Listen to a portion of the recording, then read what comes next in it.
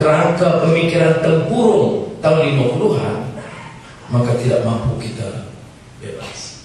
Dan tidak kita tolak ansur kedudukan bahasa Melayu sebagai bahasa kebangsaan.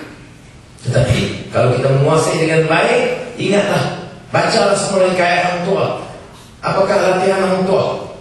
Itu mungkin legenda, mitos, tapi ajaran yang penting. Hang Tuah mula-mula diajar menguasai bahasa Melayu dengan baik.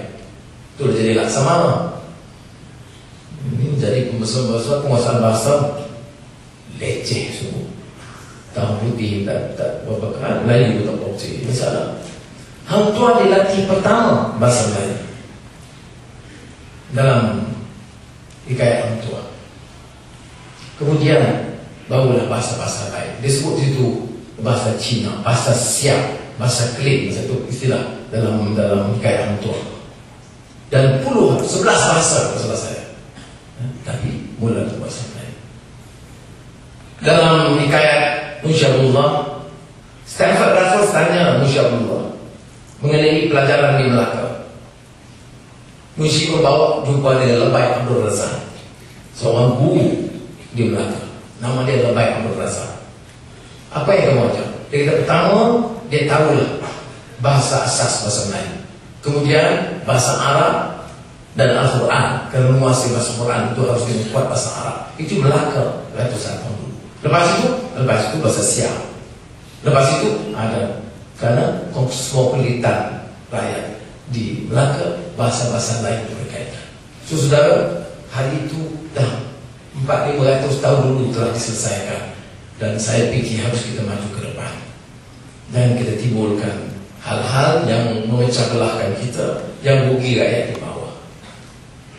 Saya seperti juga Datuk Seri Nizar, pimpin dan lain, tentu tidak akan bertolak ansur sama sekali untuk mempertahankan kedudukan Islam, kedudukan orang Melayu, pemikiran tertinggi. Tapi pendekatan kita ialah dengan yakin. Memartabatkan Islam tidak bermakna meremehkan agama lain atau menindas mereka atau merobohkan kuil mereka yang sudah siap 100 tahun. Tidak sama sekali begitu. Mengangkat martabat bahasa Melayu tidak bermakna meminta orang-orang Cina supaya jangan menguasai bahasa Cina. Saya rasa itu merugikan. Sebab itu pertumbuhan ekonomi itu penting, dan pegawai-pegawai perkhidmatan awam harus menguasai maudhu ini dengan cukup baik supaya dapat kita kerja dengan baik. Serta kita hadapi satu suasana ekonomi yang penting. Pelaburan jatuh 125 bilion kurang, 4 bilion bulan Ogos saja. Inflasi paling teruk dalam masa 27 tahun. Kita buat penjualan perbelanjaan 2009 dengan harga $125 satu ton, sekarang 65. Kita buat penjualan getah 4.000, sekarang 1.700. Kelapa sawit 1.000, getah tinggal setengah. 97, 98 krisis dulu, krisis yang menyentuh industri dan ekonomi bandar. Hari ini harga kelapa sawit dan getah menurun. Tapi yang dijawab oleh kerajaan persekutuan Menteri Keuangan, asas ekonomi kita masih kukuh. Saya tidak tahu ekonomi siapa yang kukuh.